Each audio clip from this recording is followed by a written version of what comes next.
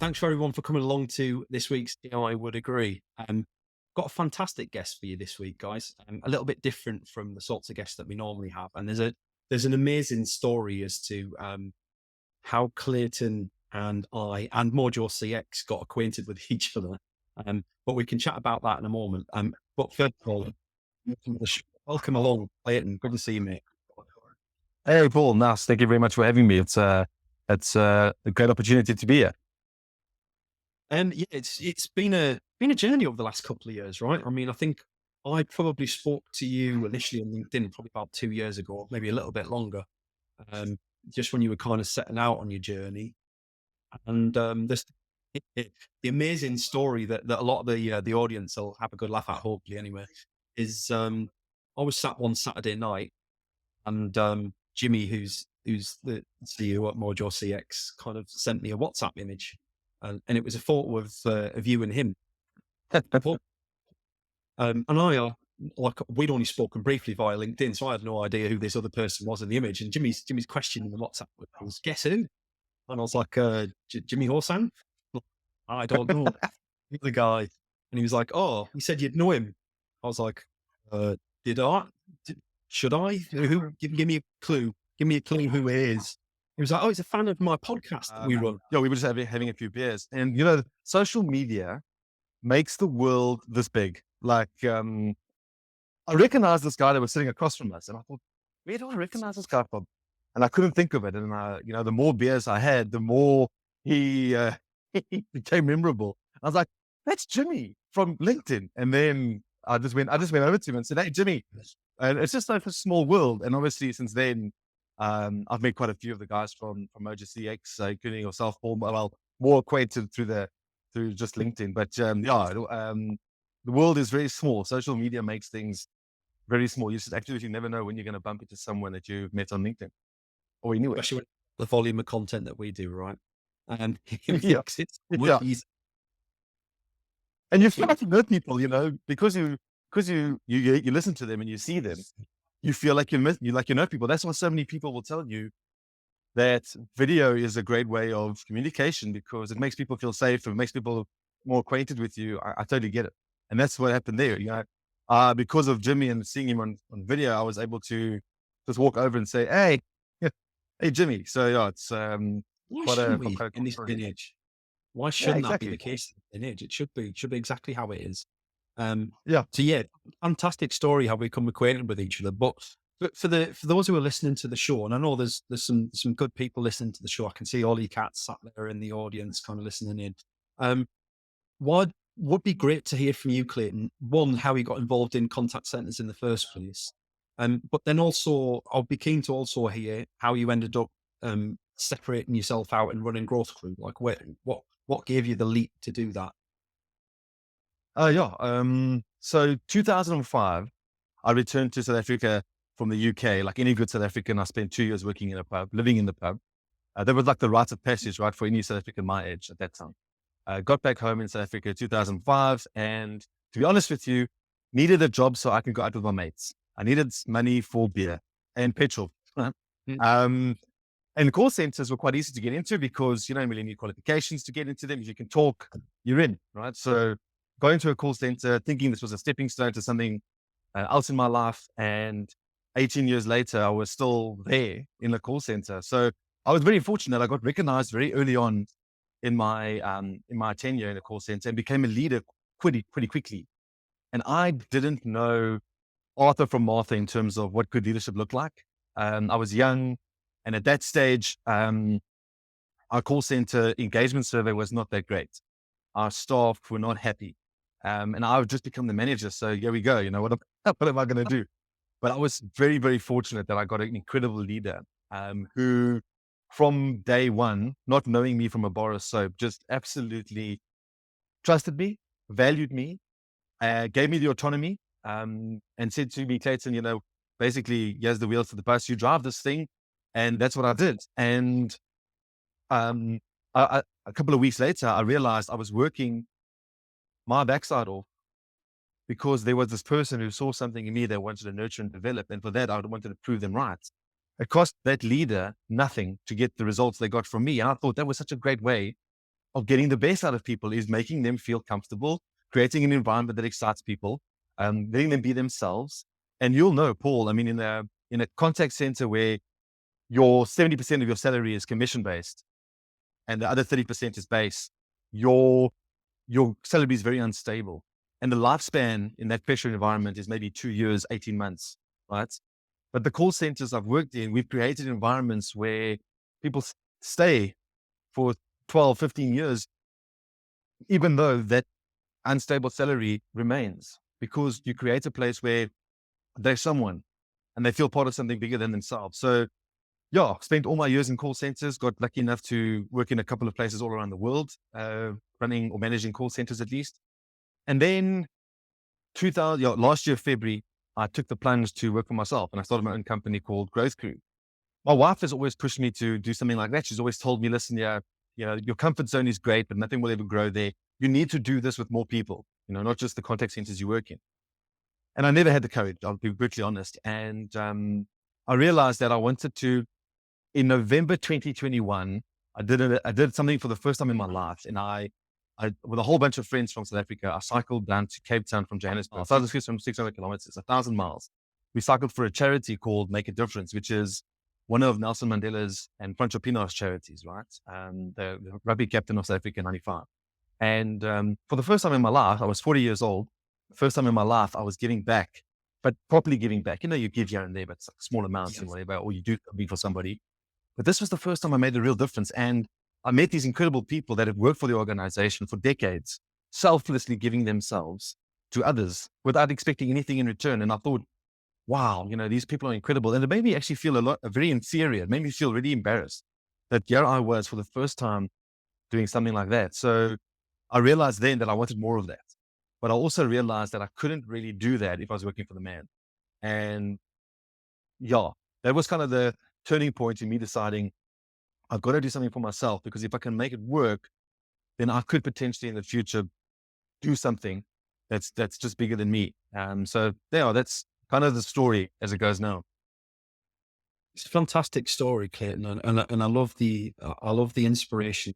Kind of part of why you want to set your own business up is that you've got the time and ability to then do philanthropy and charity and give something back. And it's something that really resonates with me. I mean, I spent a good chunk of my early childhood being a victim of bullying and harassment, and I got my mum and dad involved, did the classic British thing and got mum and dad involved, which made things worse. And I became more of a bit, and like I got into this vicious cycle where eventually, I went to comprehensive school and I realized that I was the only person that could fix this problem. And I did.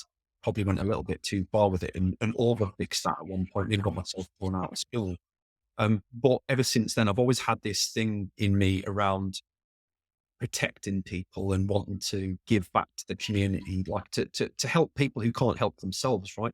And I spent 10 years as a volunteer police officer because of that experience. And I loved that job. I loved it. I would work, a 5 a.m. till 3 p.m. shift on a Friday. Then I would go out with the police from 5 p.m. till 3 a.m. And having done like nearly 18 hours solid, we'd never get home on time. By the time you'd washed the vehicle down, got home, changed your kit, put it in the locker, driven back home again, it'd be like 4 or 5 o'clock in the morning. And then I've got my missus going, right, well, we're out at 9 o'clock, we go shopping. So, but I did it week in, week out, and I absolutely loved it. The same reason. And I see a lot of the journey I've been on reflected in what you've just kind of talked about there. But I guess the important thing for me to take from that story there, Clayton, is those influential leaders that are willing to take a chance on us, right? Exactly. There's a very cool quote that I read I don't know the person. I don't know much of them, but their name is Buckminster Fuller. And there's a quote, I hope I don't mess the quote up, but it says, the purpose of our lives on earth is to give value to the generation we're in and the generations thereafter. Something like that. And it's so true, because like you were just saying now, if we all did something else, what an incredible place this would be if we all just gave a little bit. And like I said, I was embarrassed that I'd never really thought about that. But then, you go through life, first phase of your life is all self-development. And then you realize, well, hold on a second. So, but yeah, leaders, that's my passion, Paul. I mean, if you're unlucky and you have a negative leader, and you get dealt that bad hand, man, that could really negatively influence you for a long time. In fact, the other day I spoke to a guy called Dave Drimmy, who's an incredible entrepreneur, and he was saying that he's one of his first bosses. He never knew it, but after seeing a coach, he realized that that guy still had years later, still had impact on him, even though it was so negative. He still was working with that. Where the opposite is also true, that if you have a positive leader, man, that could set you up for the rest of your life. And that's my mission, is to help leaders realize what their potential is, what the actual impact they can have, that they're there to add value and that they're there to inspire people to do and be better. And yeah, that, I mean, how powerful is that? I mean, it sounds very airy fairy, but as a leader, you have the opportunity to change someone's life. That's it, bottom line. I'm going to say something that I know will trigger you. Um, just based on my knowledge of like the leadership and stuff that I've been through. But the classic phrase is, I just don't have time. Am I right? Yeah, 100%. And that's something that, at the moment, I'm surveying quite a lot of senior leaders and asking them the question, what are the greatest challenges facing your leaders today? And that is time. There's so many spinning plates that many times we don't get the chance to do what it says on our tin, which is lead. Many times you're managing upwards, and it's so true. And for so many people, when they innovate into leadership, they also don't get the support. So the support combined with the no time is, you're on one of my favorite quotes also from Ozzy Osbourne. You're like a one-legged man in an ass-kicking contest. You're never going to win, are you? But I desperately try and get leaders to escape. What happens sometimes is you find yourself in a learned helplessness where you are so overwhelmed by the tasks that you have and the time that you don't have, that you actually lose the ability to make a decision. And you just do things because that's the way they're done. And you're just gonna get in and do them. And even if you work 12 hours, you feel like you've had a great day, but actually, what have you done in terms of effectiveness and things like that? So I encourage leaders to give themselves, no matter how difficult it is, even if it's 15 minutes as a start, give yourself time to escape. Hover above your team as a helicopter. Look down and say, what are the tasks my team have? What's our purpose? What do we want to achieve? And with the team I have, how do we best do this in the most efficient way? It sounds counterproductive, but when you slow down to speed up, that's a saying that's all over LinkedIn at the moment, isn't it? So if you slow down to speed up, you can make yourself time in the future by focusing on what's going on now. Another thing, the story I love is, leaders will often say, but this is the way it's done. But there's this really cool story about a Christmas dinner where the husband asks the wife, listen, why do you cut the ends off the pork? And she says, my mom always cut the ends off the pork. And they phone mom and they say, Mom, why did you always cut the ends off the pork? And she says, well, my mom cuts the ends off the pork. And they phone Granny, and they say, Granny, why did you cut the ends off the pork? And she says, well, it's okay, fit in the pot. So there was no reason other than fitting in the pot to cut ends off the pork. And sometimes we get stuck in, which is the way it was done. And leaders, yeah, they just need, I encourage them to give themselves the time to escape. It will save you in the long term. There's an alternative analogy there in terms of like one that I found out recently, which really surprised me, is why trains across the globe are the size that they are, and the rails that they operate on are generally of a standard size. And the reason for it is because they followed the old Roman tracks. The old Roman tracks were based on the width of the old Roman carriages, and the old Roman carriages were based on the width of the axle. And the axle width was based on how big the machinery was that they had, that they were building the axles on. So still to this day, we have trains operating in the same size as the old Roman axles for no other reason than that's the size of the path that we're following. But I just things like that just kind of make these things really come to life. But I think you touched on a couple of things there, Clayton. One of them is decision fatigue, which I think is a real issue for leaders. And one of the things that I took away from my time in leadership was that I always aimed to have as few decisions to make each day as possible, so that the ones I did make were the most important and I made the right decisions on those, even down to picking out the day before what clothes I was going to wear the next day, just because I didn't want to spend my next morning's decisions, when I was going to make good decisions that morning, working out what clothes I was going to wear, because that was the last thing in my time. And it sounds really silly and simple, but it actually works. Decision fatigue is a real thing. Yeah, I love that. I love what you did. That's a really interesting one. Interesting point. I'll take that. Thank you, Paul. But it is, when you're in that, that snowball, you can't see the wood from the trees, as they say. And it happens so often. When the leader is trying to spin all these plates and there's no time, the team starts slowly but surely emotionally disengaging. Yeah. And next thing you know, you're now spending all your time recruiting and interviewing and training where, it's Yeah. a snowball. Different process, and it's a vicious circle. It's a vicious circle. Definitely. It's very Yeah. costly to the business in terms of indirect costs as well as direct costs. I think one of the things I always caught towards the end of my career, and I wish I'd spotted it earlier, was my team coming to me with questions that they already knew the answers to or could find the answers to. And my natural response as a helpful leader who wanted to develop my team was to tell them the answer. Um, and what I learned in the last few years was just say no. Go and find the answer for yourself. Um, I guess Yep. what you're talking about speaking to team leaders about finding that time, like that 15 minutes a day, and I absolutely agree. I think that's critical. Um, but it's also the most painful 15 minutes to make time for. It's the easiest to sacrifice for a burning platform that's come.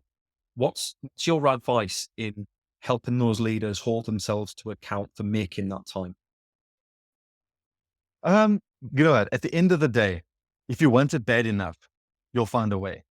If you want to clear the mud, you'll find a way. Um, so at the end of the day, get into a habit of asking yourself the questions. Did you do what you set out to do today? Did you, and why? What's the reasons why you did or why you didn't? Um, so hold yourself accountable in that way. But if you really want it, it's a famous John Ron quote. If you really want it, you'll find a way. And to get to your point earlier, Paul, about the team walking to you to ask you questions that they already know the answers to. We know that they just want your reassurance, because one of the big challenges, we talk about the challenges leaders face and difficult people and giving bad news and motivation and all that stuff. But on top of all of that stuff, that's challenges. One of the challenges is um, your team want your guidance, want your approval, they want your support. So when they come to you with questions they already have the answers to, they're just looking for affirmation that they're on the right track. And my suggestion there is to build the confidence. I mean, if you look at sports teams, let's call it football, right? You look at Haaland from Man City. He is in great form and he's always at the right place at the right time. His decision making seems brilliant. When you're confident, those things happen for you. You just gel. But you look at players who are not confident, who maybe come back from injury, someone like Harry Maguire, right? Before the World Cup, he was in the wrong place at the wrong time all the time, never made the right decisions, always hesitant. So what you'd like as a leader is a bunch of confident players who would just, nothing deters them. They know where they're headed and they're always in the right place at the right time. The decision making is confident. So in that case, you want to build the confidence. How you build some tips on how you can build confidence is by asking your team, being immersed in what they're busy with. Absolutely know what they're busy with. Once you know what they're busy with, find out feedback from them. And when you get the feedback, either celebrate or learn from it. So it could sound something like this. It could say, hey, Paul, what you're busy with today, what you're going to tackle today. That sounds fantastic. I'm excited to see the results. When do you think you'd have feedback for me? After that, when you get the feedback, if it was great, celebrate the win, praise and satisfaction. If it was maybe a learning opportunity, then learn from it. But man, you can build super confidence. And if you have a confident team, a team full of Rafael Nadals, you can Yeah. sit back and just let it run. Then you'll have more than 15 minutes to think about the team. I think that's a great point in that as leaders, the tendency is to coach people by exception and by failure. And like when a failure happens, it affects all of us. When a success happens, it doesn't necessarily impact the rest of the team. And you've kind of got to go looking for those wins to support your team to say, I noticed that you did this and you achieved this, and hats off to you, well done. Well, actually, the things that we do wrong tend to echo out and have wider ripples, so they get noticed. I think that's a really dangerous cycle to get into, is just managing those negative and constructive and learning feedback cycles. You've got to support that with the positive stuff as well. Otherwise, you don't even have a you don't even have a shit sandwich. You've got a sandwich with no filling whatsoever. You're just giving them some horrendous news all the time. And that coaching conversation becomes a negative conversation, and they avoid it and they don't want to have it. The moment it happens, you've lost all value from that coaching conversation, right? Yes, 100%. And it's so, the coaching side is so important. People want the truth. Your team, lo and behold, believe it or not, they want the truth from you. That's what they want. They don't want you to fluff things up. So the shit sandwich, as you say, I mean, leaders come up with insincere reasons to give positive feedback, to kind of the negative feedback. If there's positive feedback, absolutely, when you see it, say it as soon as you can. Give the positive feedback, because when you give people positive feedback and praise, you create joy and satisfaction in what they're doing. And if they are satisfied in what they're doing, they look forward to doing it, and naturally they excel at it. It's a no-brainer. So positive feedback every time. And I was working with a leader the other day where I asked her, how often do you give positive feedback? And she admitted that, she's guilty of not giving it enough. And I said to her, let's look at one of your team members today. Can you name one thing they did well? And she said, yes. And I said, well, where's the team leader? No, where's the team member? Sorry, they've left. And I said, well, let's WhatsApp them. So we WhatsApped them and we said, hey, I'll use the name Paul. I said, hey, Paul, I wanted to catch you before you left. I noticed what you said to this customer. I thought it was incredible. You mean so much to this team. Thanks for their hard work. Cheers. You have just made Paul's evening, right? So it's so easy to, don't forget to do it. When it comes to negative feedback, you can use negative feedback in such a nice way to still create belonging. You can create a sense that they belong to something bigger than themselves. So you can say, you know what, Paul, I want to give you this feedback because you're part of this team. It's an incredible high performing team and you belong here. And then you give the negative feedback. Man, Paul is thinking, wow, I'm part of the massive here, so you can use it in different ways. And it's so important. Feedback is the ultimate. And even as a leader, sorry, I know I'm talking a lot, but ask for feedback. Absolutely ask for feedback too. I think that's critical, if I'm honest. And I think in terms of the constructive feedback from the team, I'd encourage leaders out there that are worried about how to give that feedback and like loath to give that feedback, but know that they have to. Instead of giving that feedback yourself, focus on like a true coaching technique is to not give that feedback yourself. You shouldn't be really telling those people how to fix what they went wrong or whatever. You might be the person that needs to point it out. Ideally, it happens with data so that opinion and judgment gets removed from you. They're already aware of it in the first place. But if, you are having to facilitate that conversation, the absolute key, and it takes hard work and practice to get it right, is to get them to come to their own conclusion as to what should have happened, because then it's their idea. And the moment it's their idea, it's much, much, much more likely to stick than you enforcing your opinions and views and actions on them. And that creates a much better dynamic for a coaching conversation. I guess, Clayton, you've probably, with the length of time that you've been running Growth Crew, you must have seen some amazing changes in the industries that you've coached in and that you've worked in, the leaders that you support. What are a couple of the takeaways that you've seen come out of, the hybrid working, remote working, flexible working, I want to call it, environment? And how do you become a successful leader in your eyes, even though you might not see your team on a daily basis?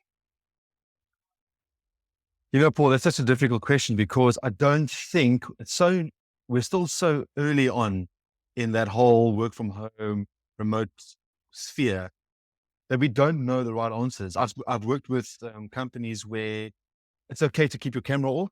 I don't have a problem with that, but deep down I do, because when we work remotely, we're shutting off that social element. Now if I can't see you and your reactions, and I want to know, I'm hungry for that. So there's a lot of stuff that gets cut off. I would say as a leader, you want your engagement interactions to be as often as possible, not micromanaging or things like that, but you don't have the opportunity to check in like you do in an office, to quickly walk over to someone's desk and say, hey, how's it going? How was that call you were a bit afraid of? But don't try to keep up that level, even though it's more difficult. with remote work, try and keep Yeah. up that conversation and try and keep up that community, that interaction level, try and keep it up. Yeah. People want to know they're doing the right thing and what they do has meaning. Be the one who's telling them that and checking in. I think the one thing I kind of throw into that is I think we forget that there are other forms of communication. So we live in Mm. a world where digital communication, email particularly, and Teams, Slack, similar sort of corporate communication tools are used all the time.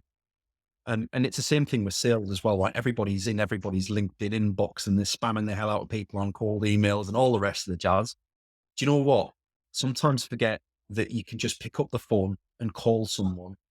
And actually, when you're on a phone call with someone, everything else gets shut off. And Mm. it's a really interesting situation because your senses kind of focus on where your communication is, and it allows you to shut out the world around you and have an actual meaningful conversation. Whereas I might be on Teams with you, Clayton, and actually I'm just working on my emails whilst we're talking here. You can't really see what I'm doing. Yeah. I'm really tuning into what you're saying. Phone call, not all the time, but now and again, really causes that focus. And I like what you said about the WhatsApp as well, because I think that's critical.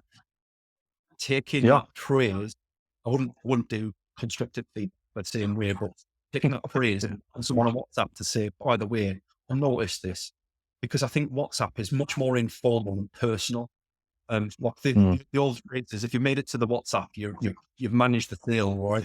It's going to happen that line because we're on WhatsApp terms now, and I think it should be. You've got to be careful how you utilize WhatsApp so you're not interrupting your team's day and what they're doing and all the rest of the stuff. I can't think of a single person that would cause a commotion or that would receive some really positive feedback that's genuinely intended. You know, I've missed you. Like I did intend to give you it while we were here, but actually I want you to know this so much. I'm going to take my time to WhatsApp you the message. I think that's a beautiful thing to take away. I love that idea. Oh yeah, and you know what, it means so much. It costs you nothing, and it means a lot. Getting back to Paul, I just wanted to, one thing I noticed with leaders and now remote work, because lots of people, most companies have gone from office to remote after the pandemic, and we've become used to it, and there's now flexibility and stuff. And the same people you trusted when they were in the office, sometimes leaders now lose a bit of that trust because they can't see people. My message to leaders is to absolutely go in with positive intent. Your people are the same people, they are adults. Until otherwise proven guilty, no one wakes up in the morning and says, today I'm going to do my worst.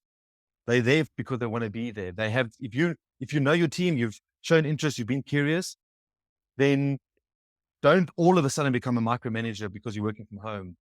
Believe your team are doing it until otherwise proven wrong. Show positive intent. It's difficult, but yeah, try and do that. I love that. And it's so true. I've often said, I wish I could capture the creativity of disengaged people and put it towards the business, because the lengths those guys will go to avoid doing the actual work they're supposed to do and to game the system. If you could employ that productivity, you are absolutely winning. See, I think but it's an easy situation to get into, right? There's so many disengaged people out there. Um, and 100% as a leader, you've got to consider how much of that's your fault. Yeah, And it's that's the easy to thing, blame. It's your subordinate. yes, 100%. You're creating an environment that's double ticking or double, or what's the word I'm looking for? You're creating an environment where you are questioning the commitment of your staff for no reason. I've been, and you probably had tons of examples for with this, but I've seen companies that have employed software that sees how often your mouse moves, right? To know that you're busy. And the staff, like you say, those disengaged staff, the creative ones, have gone further to get software that moves your mouse all the time. So they don't have to sit at their desk. Because I've seen companies that have employed keyboard strikes, to see how often you're at your desk, checking you. And people have gone so far as to get software that keeps your keyboard ticking when you're not there. They spent all that time that they could have been productive working for someone that believed in them, now they're spending that time trying to being counterintuitive. So it's you probably have tons of examples.